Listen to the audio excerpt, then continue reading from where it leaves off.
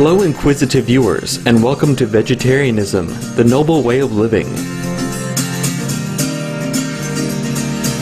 Fruit bats are responsible for 90% of the regrowth of the forests. About 145 genera of plant depend on bats for seed dispersal and pollination.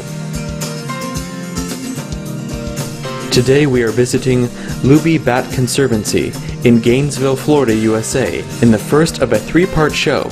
Luby Bat Conservancy is a research and conservation breeding center that's home to over 200 varieties of rare and amazing fruit bats, including the world's largest species. We have the most diverse collection of bats in the world. We have 12 species of fruit bats, 212 individuals. Fruit bats, also known as flying foxes, belong to the suborder Megachiroptera of the family Pteropodidae, which contains approximately 166 species who are unique for their purely vegan diet. These fascinating mammals, including some critically endangered species, can be found in densely forested areas of Africa, Asia, Australia, and Europe. And although they are vitally important to Earth's ecosystem, little is known about their behavior. Thus, the Luby Bat Conservancy's mission is to preserve fruit bats and their habitats through research, conservation, and education. This place was founded back in 1989 by a gentleman named Louis Bacardi.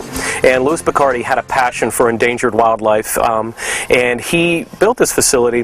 One is a place to house endangered species, and we had everything here from different species of antelope to different species of parrots, and Bacardi had a passion for bats as well. It was part of his family legacy.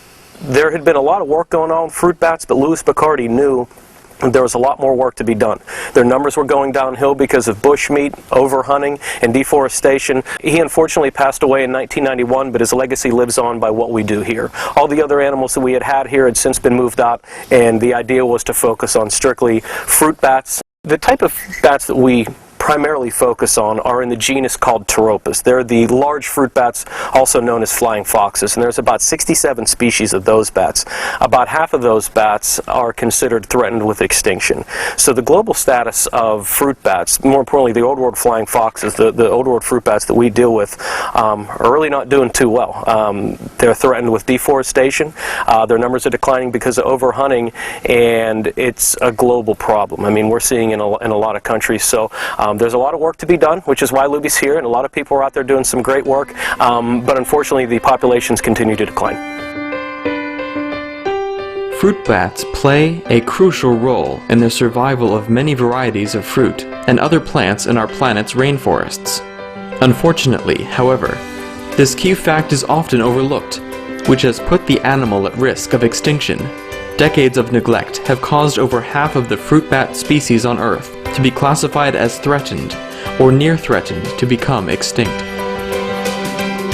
There's a lot of work to be done, and Louis Bacardi knew, and a lot of the researchers that we worked with know how important these animals are, not only for seed dispersal and pollination of flowers, but to the economies and a lot of the areas where they're from. I mean, these type of bats are vital to the pollination of plants such as bananas, agave, all sorts of products we depend on, durian, baobab trees in Madagascar and Africa, and they're extremely important animals to the environment. Louis Bacardi knew that, and we continue that work, focusing on these type of bats because of their importance to seed dispersal and pollination, but because their numbers are also declining. And as their numbers decline, a lot of the fruits that we depend on, which are also economically dependent, are going to fall with the fruit bats. So our work is focused on fruit bats because they're so vital to the ecosystem, but also to the economies of the countries they're in as well.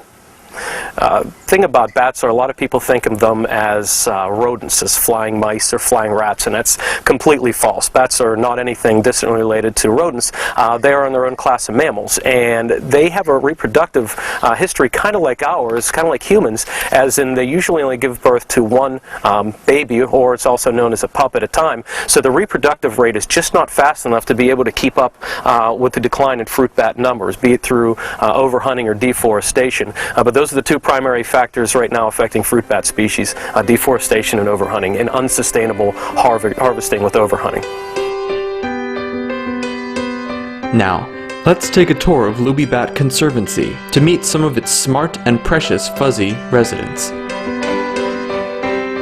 What makes bats unique is that they are the only mammals that can fly. Bats are in their own order of mammals. It's called Chiroptera, which is Latin for hand wing, because these guys are the only mammals capable of flying. And what enables them to fly are these things right there. It's their wings. They have these massive wings which enable them to fly. This species right here is called the Malaysian or the large flying fox. As I mentioned before, flying fox is also another name for an old world fruit bat. These guys are bats. Their wingspan can get up to about 6 feet and about 2 meters wide. So this is the largest species of bat in the world whenever it comes to wingspan. Now this right here is actually this joint on us. It's their middle finger right there. Their wings are nothing more than just extremely large hands with skin in between the fingers. Now we always make the analogy that if a bat could stand up, which they can't do, but if a bat could stand up and put his wrist near the top of his head, his middle finger would touch the ground. That's how big their fingers are in comparison to their body. And they use their thumbs in order to crawl around. But you could see their fingers. This would be his thumb. This is his first finger, second finger, third finger, fourth, and fifth, and you can see the skin that goes in between the fingers. That's also known as the patagium. A lot of people ask, what does that skin feel like? Well, what it feels like, what we compare it to, is your eyelids. It's just a few layers of skin with blood vessels that you can see, with blood vessels and muscle tissue in between. But that's what enables these guys to fly. But they have 10 fingers, they have 10 toes, just like we do. And if you watch this guy kind of moving around with his legs, it almost looks like his knees bend the opposite of ours. But they don't. They have knees and legs and toes just like we do. But what makes them unique is that with their hips actually turn their legs out so that they kind of curl in. They have legs just like we do, but their hips kind of turn their legs in that enables them to crawl around. So they could use these thumbs to crawl around, they use their toes to crawl around, and obviously they have these huge wings right here that enables these guys to fly. That's why these are the most unique mammal to me in the mammal world, because these are the only mammals that can fly. These are both males. This is a bachelor group. Bats are very curious, intelligent animals with an incredible social structure. Her name is Curry, and Curry is a spectacled flying fox. They're found in northeastern Australia and some of the surrounding islands. As far as we know, she's one of a kind. She showed up on our doorstep one day in a kennel in 2001. We don't know who had her, how they got her in, where this bat came from, but she was hand-raised. She's very gluttonous. She'll take whatever we can give her.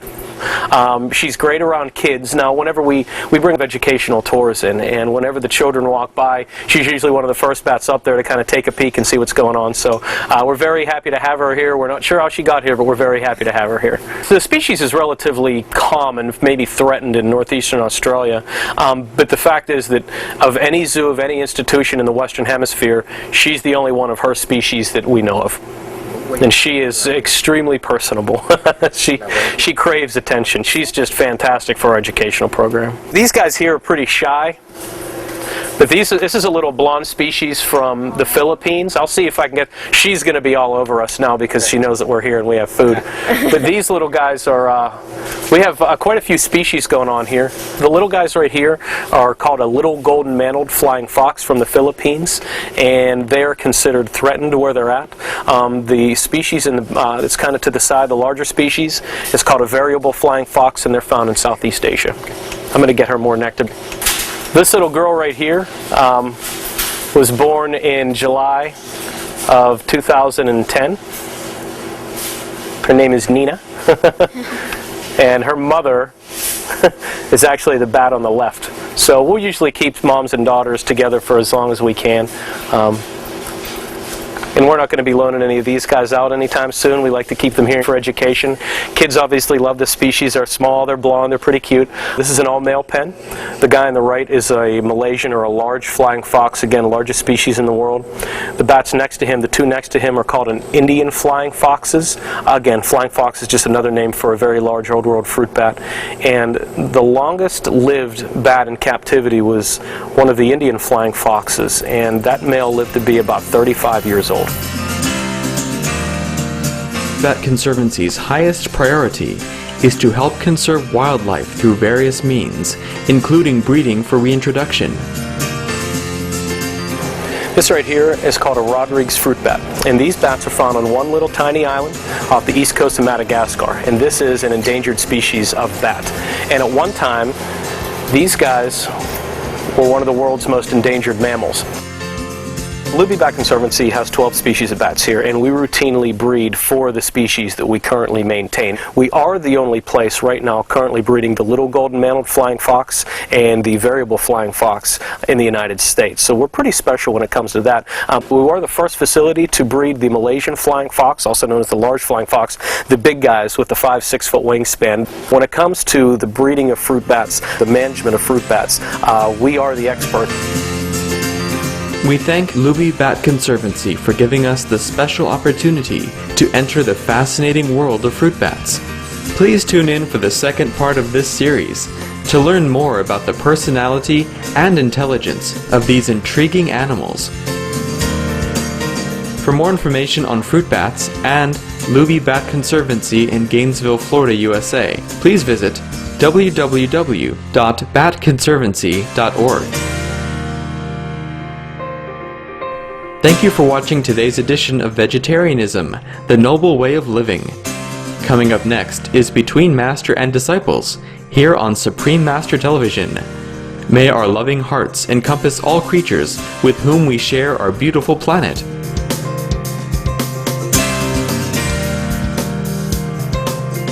For more details, please visit www.suprememastertv.com/VEG1916.